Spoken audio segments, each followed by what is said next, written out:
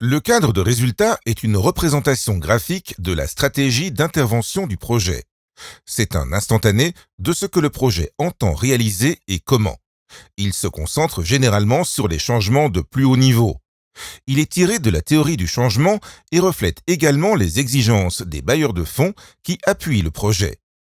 Le cadre de résultat est plus ciblé que la théorie du changement.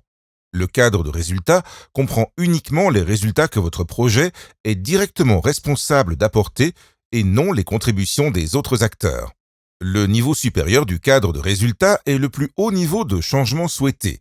Il s'agit généralement d'une reformulation du but à long terme identifié dans votre théorie du changement. Dans l'énoncé du but à long terme, le cadre de résultat présente les objectifs stratégiques qui sont les bénéfices significatifs que doit réaliser le projet. Le nombre d'objectifs stratégiques doit être limité afin que le projet soit bien ciblé et ne soit pas trop dispersé. Qu'il y en ait un seul ou plusieurs, les objectifs stratégiques doivent être spécifiques au projet, en relation, limités dans le temps et mesurables. Chaque objectif stratégique est soutenu par des résultats intermédiaires.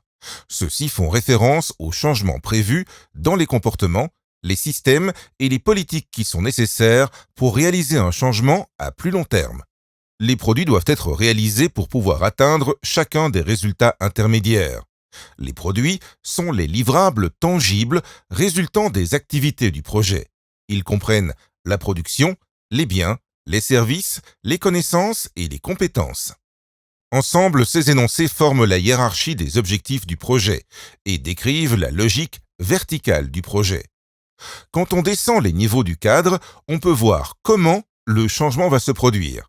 Par exemple, cet objectif stratégique ne sera atteint que si ces résultats intermédiaires sont réalisés. En remontant le cadre, on peut voir pourquoi le projet fait des activités à chaque niveau du cadre de résultats. Par exemple, on a identifié ces produits qui permettront d'atteindre les résultats intermédiaires. Les énoncés d'objectifs dans le cadre de résultats donnent ensuite la structure du cadre logique, également connu sous le nom de log frame.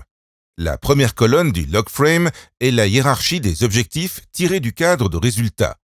Elle peut également inclure des activités qui contribuent au produit.